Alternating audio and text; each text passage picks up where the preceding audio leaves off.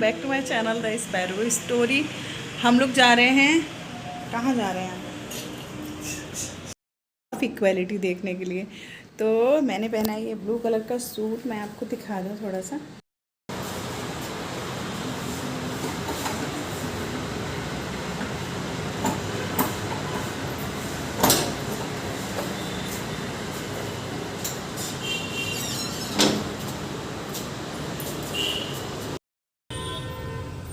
तो उल्टी आने लग जाएगा अगर तुम बहुत ज़्यादा देर तक ऐसे देखते रहोगे ना, खेलते रहोगे ना बहुत ज़्यादा।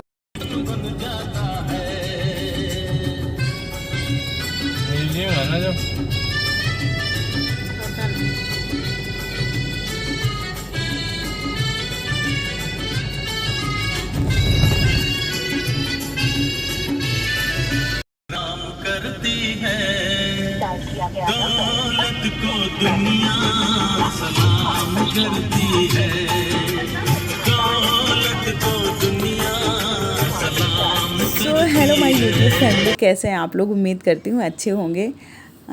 परसों हम लोग गए थे स्टैचू ऑफ इक्वालिटी देखने के लिए, तो मैंने सोचा कि उसका कैसा एक्सपीरियंस था, वहाँ पे क्या क्या है, तो मैं आप लोग के साथ शेयर करूँ।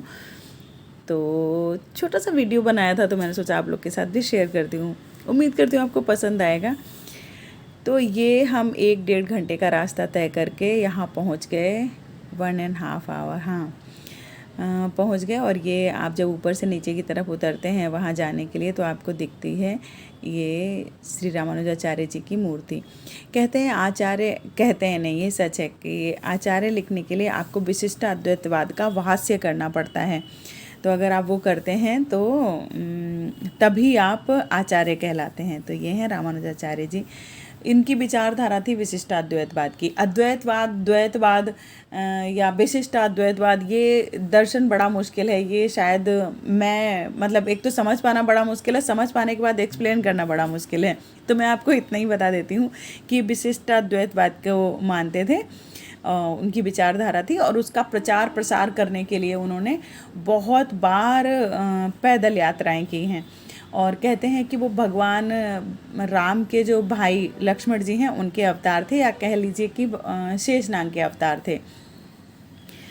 तो यहाँ जूते चप्पल उतारने के बाद हमें जाना होता है।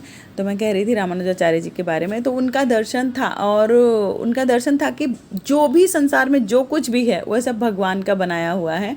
और हम कोई नहीं होते किसी को ऊंचा नीचा या फिर अमीर गरीब दिखाने वाले। जो भी संसार में है सब बराबर हैं। उस समय के टाइम में था कि मंदिरों के कपाट कुछ जातियों के लिए बंद रहते थे, तो भगवान रामानुजाचार्य जी ने सबके लिए दरवाजे खोले, बोले सब बराबर हैं और सबको ईश्वर की पूजा करने का अधिकार है। तो ये हम पहुंच गए। इसीलिए इसका नाम स्टैचू ऑफ इक्वालिटी है, बराबरी के लिए। मतलब हर इंसान बराबर है, कोई छोटा या बड़ा, ऊंचा या नीचा नहीं है। तो उसके लिए। और ये मंदिर है, ये आप देख पा रहे होंगे, आपको एलिफेंट्स दिख रहे होंगे। और ये थोड़ा सा और आगे बढ़ेंगे तो आपको दिखेगा हम्पी का टेम्पल। अगर आपने मेरा हम्पी वाला ब्लॉग नहीं देखा तो प्लीज़ देखिए।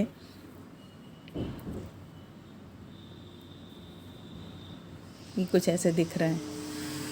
यहाँ तक तो मैं बड़ी खुश थी, मुझे पता नहीं था कि, खुशी के मारे पता ही नहीं था कि अंदर कैमरा नहीं ले जाने देंगे। कैमरा नहीं ले जाने दिया तो बड़ा दुख हुआ। तो ये है, और यहाँ पे आप जाएंगे, अंदर एंट्री करेंगे। एंट्री पे ही आपको 200 रुपीज़ पर पर्सन फीस देनी पड़ती है अंदर जाने के लिए। उसके बाद आपका एक सूक्ष्म निरीक्षण होता है। मतलब बहुत ही गहन निरीक्षण की प्रक्रिया के बाद आपको अंदर जाने देते हैं।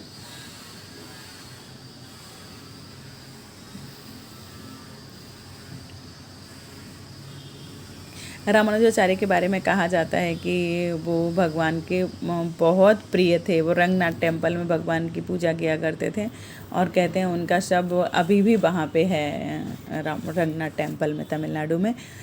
तो कहते हैं कि भगवान उनके साथ खेलते थे, खाते थे, उनको अपने मित्र की तरह उनके साथ रहते थे। मतलब एकदम बहुत ही प्यार करते थे उनसे। जब आप मंदिर के अंदर पहुँचेंगे तो आप देखेंगे वहाँ 108 मंदिर हैं भगवान विष्णु के।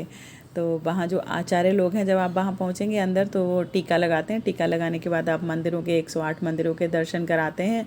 तो उसमें आचार्य लोग रहते हैं, वो आपको बताते हैं कि ये मंदिर कहाँ का है। जैसे मूर्ति बनी है तो मूर्ति के बाद वो बताएंगे कि जैसे कि मदुरै का टेम्पल है, कि चलो ये पद्मनाभम टेम्पल है और इसमें भगवान लक्ष्मी के साथ विराजमान है, या फिर कौन सी माता के साथ विराजमान है वो पूरा दिखाते हैं। जैसे मथुरा का मंदिर है और यहाँ पे रुक्मिणी के साथ विराजमान है, या फिर वृंदावन द्वारका का टेम्पल, मतलब नॉर्थ साउथ पश्चिम जो भी जहाँ भी भगवान विष्णु के टेम्पल थे सारे वहाँ उन्होंने दिखाए हैं।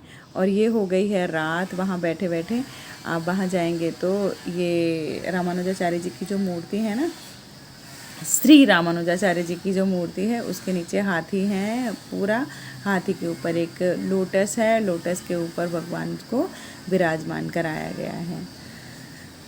108 मंदिरों के दर्शन करने के बाद वहाँ पे होता है एक वाटर शो। तो वाटर शो में दिखाते, वाटर शो से पहले वो कहानी सुनाते हैं कैसे उन्होंने अपना विशिष्टाद्वैतवाद को फैलाने के लिए पैदल यात्राएं की। वो सब वो एक्चुअली वो ना तेलुगु में बोलते हैं तो उतना समझ में नहीं आता, इंग्लिश में थोड़ा बहुत जो समझ में आया वही आया है।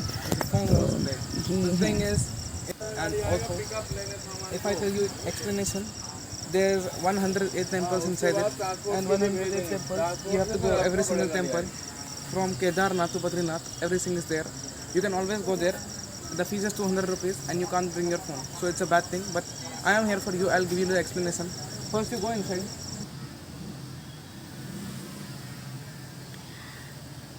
फ़ोन जो डिपॉजिट हो जाता है ना वो बहुत सही करते हैं वो लोग।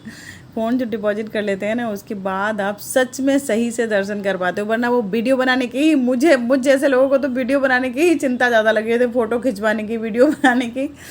तो अच्छे से आप वहाँ जाइए, दर्शन कीजिए सच्चे मन से। और जो चारों तरफ से ना ऐसे लगता है जैसे कि यंत्र के रूप में बनाया गया है। मतलब आप कहीं आपको इंटरनेट पे एक पिक्चर मिलेगी तो आप देखना, पूरा एक लोटस के आकार में बना हुआ है और अच्छा बहुत सुंदर दिखता है। मन की शांति के लिए बहुत ज़रूरी है। अगर आप हैदराबाद में हैं तो एक बार उनके मंदिर में विज़िट करिए, आपको बहुत अच्छा लगेगा। उम्मीद करती हूँ वीडियो पसंद आया होगा तो लाइक कर